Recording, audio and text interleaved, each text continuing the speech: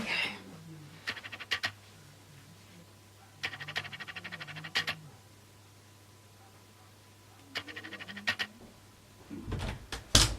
Be careful. Come.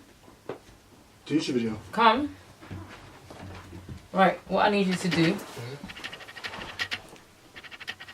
You're not coming in a video with me. What? Topless. Just come No. on top. Are you gonna do a video with me? Oh no, what do you want to do? You do a video with me now. What do you want me to do? I want you to so this thing here, can you see it says AF? Yep. You'd have to push it back to MF when I tell you to do so. But I have to wait for it to focus, so. Okay. Hi everyone and welcome back to my YouTube channel. This video is for my teachers out there. So anyone who is a teacher, who wants to be a teacher, this is just for them. And for those of you who want to get an insight into what teaching is like, I guess you could watch this too and, you know, make a judgment for yourself. So, let me just drink my, don't know if you can see my little That Woman mug there. Ooh. Lemon and water. Sorry. So, this is all about my life as a teacher, my career so far. So shout out to all my teachers out there. First of all, it's not an easy job, even though we do get really nice holidays.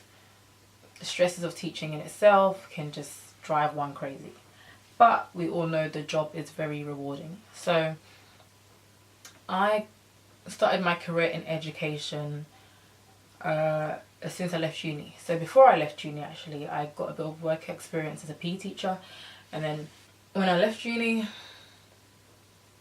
I started working in a school as a learning support assistant, and I thought, okay, I really want to become a teacher. This is what I want to do. Like, I want to work with young people. I've always had a passion for young people, so I'll see that through as a teacher. The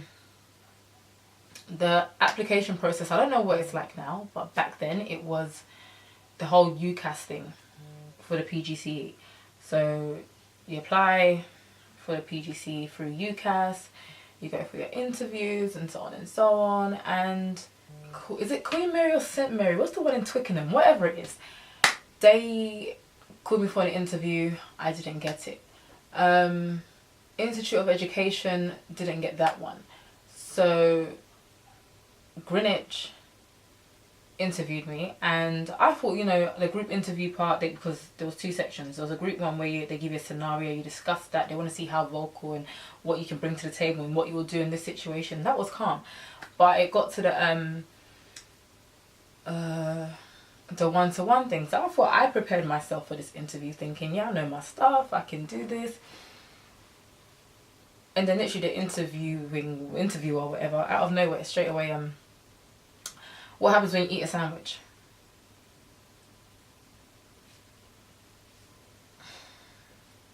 My mind went blank. I mean, of course I know what happens when you eat a sandwich, but I just couldn't answer that question. And I was like, well, you chew it, and then you swallow it, and then you digest it in your stomach, you know, that kind of stuff. But I guess you wanted exactly what happens in each part of the digestive system and so on and so on. But I wasn't expecting that, basically.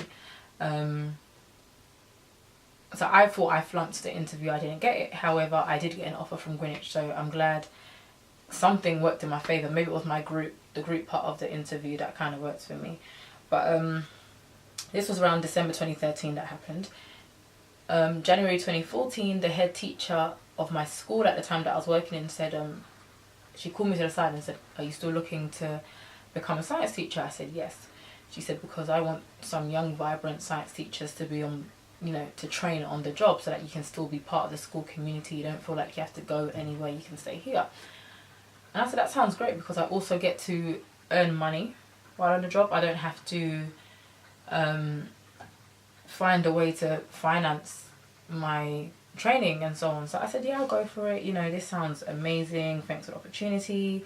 And that's how I got into teaching. Like, I trained as a teacher on the job, which was called Schools Direct. I'm assuming, I know they've got like the Teach First program, you can do your PGC. The Schools Direct was formerly called the GTP, so Graduate Training Program. That was cool, that was good and everything. So I trained, and the first term, literally, I thought I would have to observe a few lessons and then they'll kind of ease me into it. But no, it was straight, you have sole responsibility for your classes. I was just like, you know, when your neck goes forward, like, what does that even mean? Like, you're leaving these kids with me. They're going to eat me alive. But it was okay. It wasn't that bad looking back on it. It was a lot of work. It was stressful. It was hard. Especially the hardest part for me was marking. Like, marking books. I know I'll be up till 3 a.m. marking and whatever. So I'm going to do a separate video on that. So the hardest part for me was marking. But yeah, anyway. I think I just found it very, very stressful at the time. Especially, you also have assignments to do. So when it got to like December 2014 now, so after my first term of teaching, I handed in my resignation letter and said, I can't do this anymore. I'm not here for it. I think just before I handed in my resignation letter, I had like a health issue where they found like a couple of lumps in my breast, which I've done a previous video about fibroadenoma on that. Fibroadenoma, whatever. I've done a video on that already. So that was around the time I was doing my teacher training. So I was just stressed out. I was like, ugh, I don't feel great. I'm in pain and I'm having like all the stress from work. So I was ready to resign. But then my line manager at the time was just like, look, you're doing a great job so far. Keep going. Just keep going. I was just like, Okay, so that happened, and I saw my training through to the end. I got it done. I was happy. As stressful as it was, it got done. I was planning on leaving teaching straight after I'd done my training. I said, I'm not doing this anymore. But my NQT year came around, and I was advised, at least get another year under your belt. Just do another year and see how it goes. I thought, okay, cool, I can do that. Got into my NQT year. The first term was all right. Around Christmas time, I was told I'd have to undergo surgery. And I thought, okay, you know, I'll get through that. That's calm. Got to January, after Christmas, you go back to work, you know, the start of the spring term. And then I had another hospital appointment, and they said, after my scan, they said, well, you're going to have to have surgery straight away, or within the next couple of days. And I was just like, you told me on a Monday that I'm having surgery like the next day or 2 days later. I was like, right, I've got to tell my workplace this. I told my deputy head teacher at the time, and I was signed off work for 6 weeks. However, I went back to work after 2 weeks. So I went back to work after 2 weeks, and I was just like, I was tired, I was drained. I wasn't in as much pain, but I was very uncomfortable. But in my mind, I was thinking about my year 11s, because I just didn't feel comfortable with them having a supply teacher when they had someone who was consistent with them so far. You know, this is like their last chance kind of thing to do well, and I wanted them to do well. So I thought I had to get back to work to help them and to make sure they do the best that they do well. Anyway, and then I think my first day back at work, I thought I'd be greeted with like, oh, how are you doing? How are you feeling? What's going on? Are you sure you need to be back? Instead, it was straight up, you're 2 weeks behind on marking. And I was like, well, I've been off for 2 weeks. What do you expect? But you get it done, yeah? Got the marking done and all that stuff and blah, blah, blah, blah.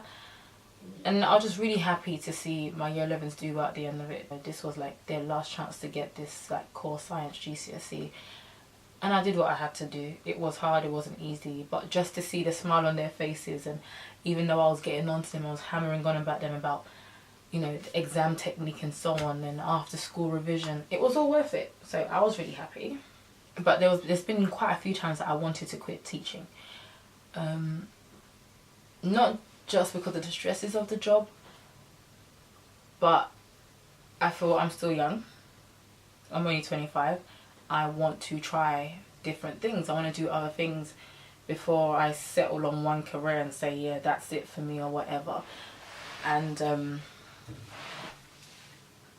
but I haven't left yet. I'm still I wanted to leave teaching during my training year. I'm still here, like, you know, this is my 5th academic year in education. This is my 4th academic year as a teacher. So, you know, I just thank God for getting me through it. For those who want to get into teaching, they say that a lot of teachers leave within the first 5 years, and I honestly thought that was going to be me at the end of the academic year just gone. And I can understand why. However, you also have to remember you're not there for any other reason besides the kids. It's the kids that you're there for. They're the ones that need you the most, not only in the classroom but outside of the classroom. Like, you're going to leave an imprint on these children's lives, and I think that's what I find so rewarding, knowing that I can have an impact on a young person's life. And I feel that teaching is also preparing me for motherhood. I'm not that maternal, that hasn't kicked in yet. I'm not that maternal person, really. But there's just certain things I'm learning. I'm learning to be more patient with children and learning to understand them a bit more, like when they're talking and saying certain things. So it's really, teaching is helping me in that aspect, to understand where young people are coming from, to listen to them, to be a good listener as well. Because I mean, I wouldn't say I'm a good listener, but I'm learning. You get kids that are rude, disrespectful. I've experienced that, of course, most teachers do. But you just have to remember that they're kids, like, really. Yeah, some of these kids are going through a lot, whether it's at home or whatever, but they're still kids, you know. They're not 25, they're not my age that I'm going to be having an argument with a child. Remember when we were teenagers, we thought we knew it all, we thought, yeah, we were big and whatever. So you got to let them have their moment. They're going through that phase.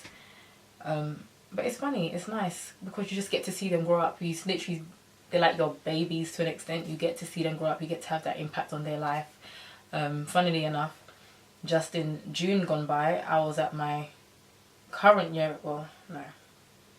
we are now in October, so this is a new academic year. So the last academic year, I was at my year 11 prom. However, I saw a student I used to teach back in 2013. And then as soon as he saw me, he gave me a hug, and I was just like, I remember this boy. Like, I remember the first time I met him. He's one of those kids that even if he annoyed you, you can't even say angry, he'll just make you laugh. Like, and then just seeing him brought joy. It brought back memories of what he was like in school. And I used to always tell him off for chewing in class. Like, you tell him off for chewing, he'll take the gum out, put another one back in. And then when I saw him just a few months ago, what was he doing? Chewing again. I was like, you haven't stopped. I was like, miss, you can't tell me off now, I'm not a student. I said, but you still call me mister. So that was quite nice. Anyone that wants to get into teaching, just make sure that you plant yourself in a good school where you have a supportive like leadership team, a supportive department. You know, you want the Ofsted report to be either good or outstanding. I would definitely advise people to go for an outstanding school, because yes, the pressure might be on, but it will challenge you and stretch you as a teacher so that you can be the best that you can be as well. Yeah, it's just, if it's possible, well, of course it's possible, negotiate your pay. You know what you're bringing to the table. There is a decline in the amount of teachers that are actually going for teacher training now. So you do have room to negotiate your pay. And if a school really does want you, they will meet your needs, because I've seen it happen. You know, at one point myself and another colleague, we both did our training together. We both passed with the same kind of like outstanding grade or whatever it is. We both put the same amount of effort in. We were both teaching the same subject, whatever, but I was on this pay scale and she was on this pay scale. And I was just like, and then she told me what she did in terms of negotiating her pay. So I was like, well, the next job that I go for, I need to show that I need to negotiate my pay. And obviously I know people do that all the time, but you know, this is what another school's offering me. I would like to come on board, but I want to know what can be done for me. Even one school said they were willing to pay me more than I was earning in my old school for only 3 days a week. I was like, you see, I mean, I don't have to work full time and I can be getting more than I'm earning. So always negotiate your pay. If you can. Don't be an NQT and you're on pay scale M1 and you're trying to go for a TLR, I don't know. Actually, wait. You can do that. Whatever you feel is right for you. Negotiate what you want. Do what you want. I mean, if the school wants you, they'll hire you, won't they? And if they don't, it's a learning curve. It is what it is. But yeah, just make sure you're in it for the right reasons. Be there for the kids as much as you can. It can be emotionally draining, but that's what we are. We're teachers. We build up the next generation to do better and to be better than us, and that's the whole point. So I hope you've enjoyed this video. I hope you learned a lot about teaching and maybe, how to get into it, the different options. Like I said, there's PGCE, GTP, Teach First, all these different ways. Make sure you plant yourself in a good school. Remember, good or outstanding. Have a supportive department. Get to know the people in your department, because they will help you in terms of resources and planning. It will cut down your time. Okay? And yeah, be there for the kids. That's what you're there for. That's what you're paid for. Be there for the kids. See you soon, guys.